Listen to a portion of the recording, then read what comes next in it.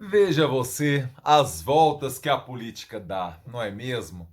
Jair Bolsonaro, aquele que votou pelo impeachment de Michel Temer, agora é só afagos ao ex-presidente. Você quer entender o contexto disso tudo? Então se liga no vídeo de hoje, meu filho.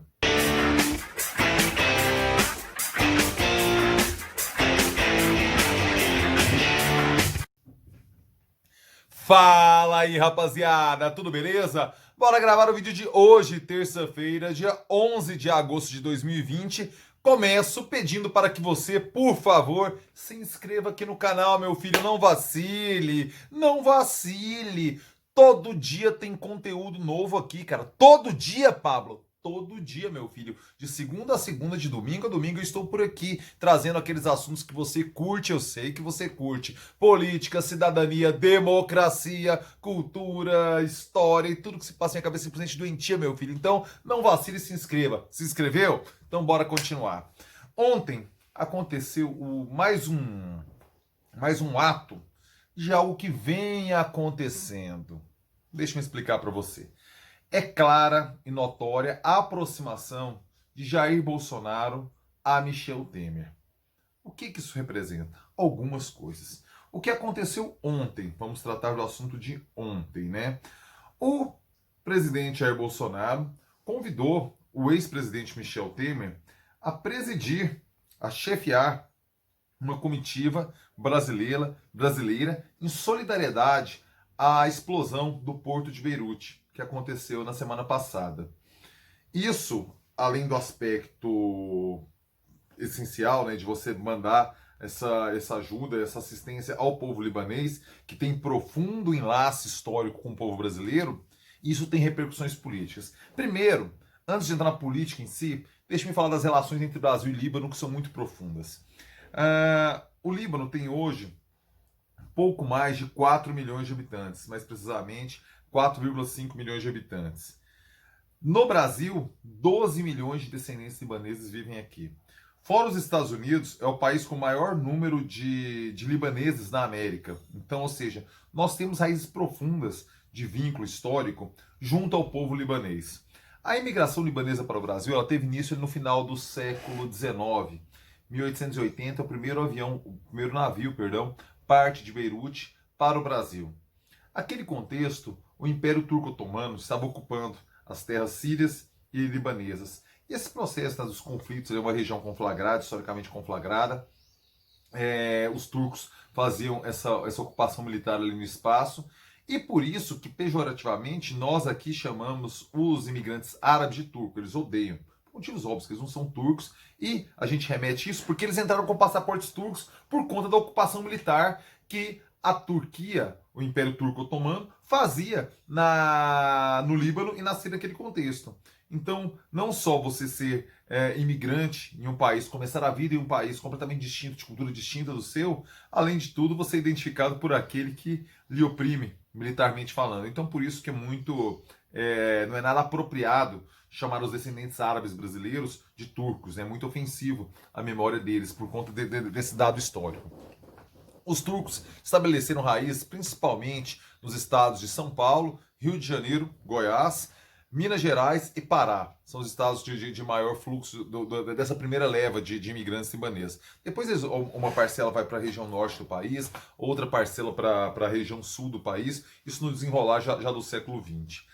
Esses vínculos, né, entre o nosso povo brasileiro e o povo libanês eles estão assim em vários itens da nossa cultura. Por exemplo, eu por muito tempo morei no baixo, quem é aqui de Goiânia sabe, no baixo setor aeroporto, divisa com o setor funcionários, muito próximo à Avenida República do Líbano. E eu espantava, né? Assim, mas, pô, República do Líbano, o que tem a ver, tal, não sei o quê.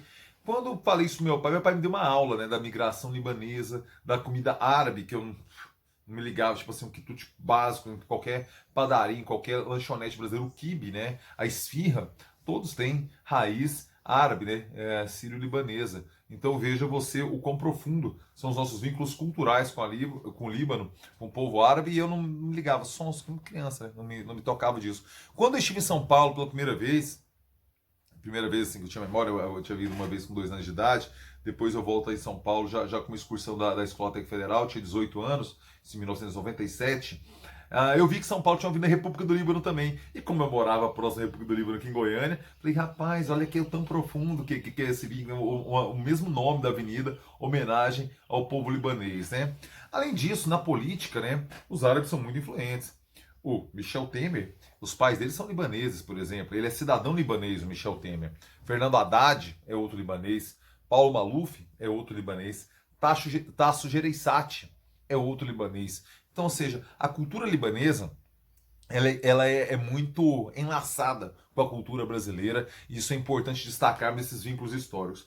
Por isso é importante a solidariedade prestada, sim, do governo Bolsonaro ao povo libanês. Dá até para questionarmos se essa mesma solidariedade justa, legítima e elogiável para o povo libanês não deveria ter sido prestada aos mais de 101 mil mortes da Covid no Brasil. A gente pode estabelecer sim esse debate, mas uma solidariedade não exclui outra solidariedade. Você entende? Assim, eu não quero botar hierarquia.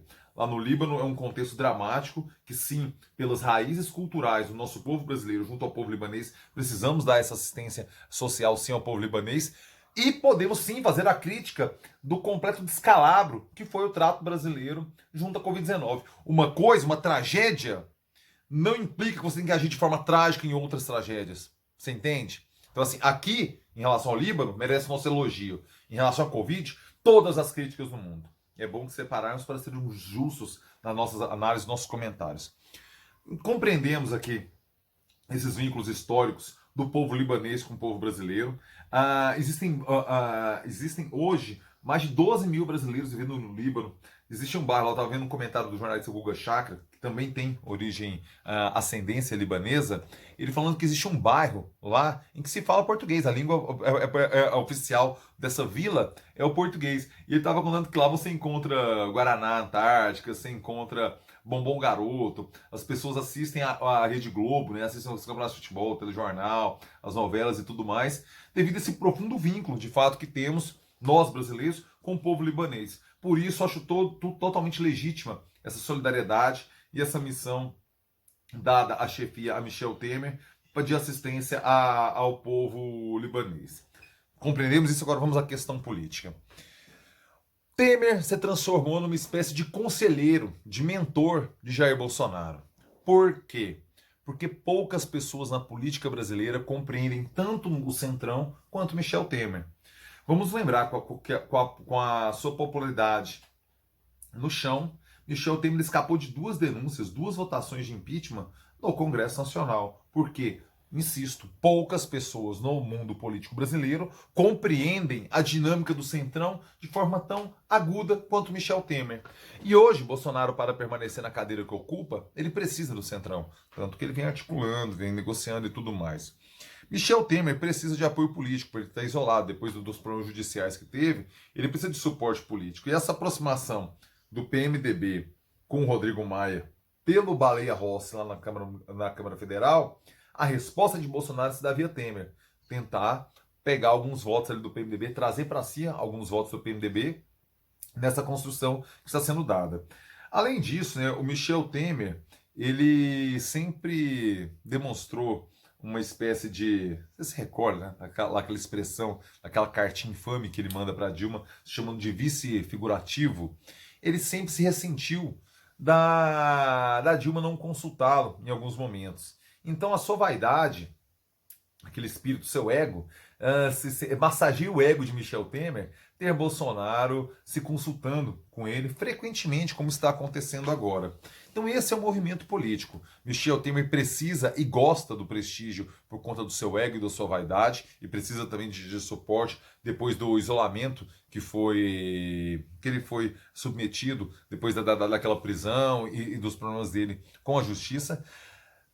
Jair Bolsonaro necessita da experiência política, do know-how político de Michel Temer para a sua própria existência, e vem essa circunstância da tragédia libanesa, em que Jair Bolsonaro coloca o ex-presidente para chefiar a missão. Ele precisa pedir autorização à justiça, né, para se ausentar do país, mas eu tenho a impressão que não há problema algum Michel Temer se ausentar nesse contexto de uma ajuda solidária ao país que ele próprio é cidadão libanês. Michel Temer é cidadão libanês. Então, eu acho que não é um problema para Jair Bolsonaro, perdão, para a justiça brasileira colocar. Outras figuras também já foram convidadas, por exemplo, Paulo Scaff também foi convidado para essa missão e tudo mais, para você dar esse suporte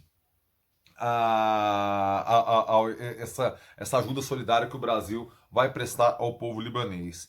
Então essa é a perspectiva política, é uma aproximação, uma tentativa de Bolsonaro criar, estreitar os seus vínculos com o Centrão, uma das pessoas que mais entendem de Centrão no cenário político brasileiro, que é Michel Temer.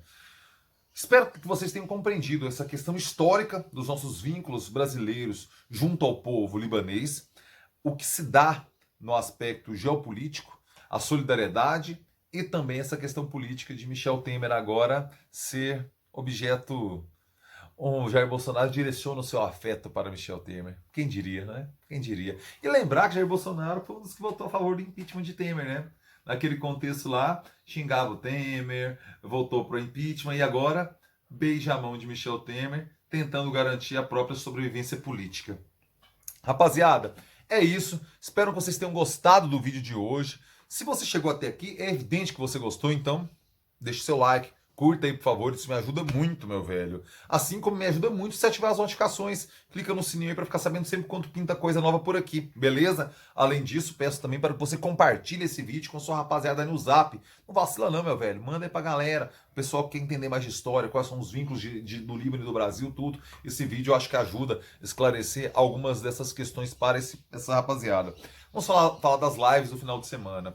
Na sexta-feira, eu vou conversar com o Fredé Carvalho, que está com um projeto de doutorado muito interessante, onde ele mistura audiovisual, imagens, uma produção musical, uma estética. Ele está fazendo seu doutorado em artes, vai explicar um pouco mais esse conceito que vem desenvolvendo. Hoje eu vou colocar a divulgação aqui e no sábado eu vou receber o Henrique Morgantini aqui no canal para a gente dar continuidade a esse projeto que a gente está formatando, né? Chamado Cosse Morga, ou Morga e Cosse, a gente ainda não definiu exatamente a ideia, mas provavelmente no outro sábado a gente vai começar um esquema de lives, eu e o Morgantini, porque parece que vocês gostam, né, quando a gente troca ideia, né, cara? Existe uma simpatia aí por esse conteúdo. Beleza? Então, rapaziada, é isso. Meu sincero abraço para vocês. Excelente terça-feira. Espero que tenham gostado do vídeo de hoje e é nóis!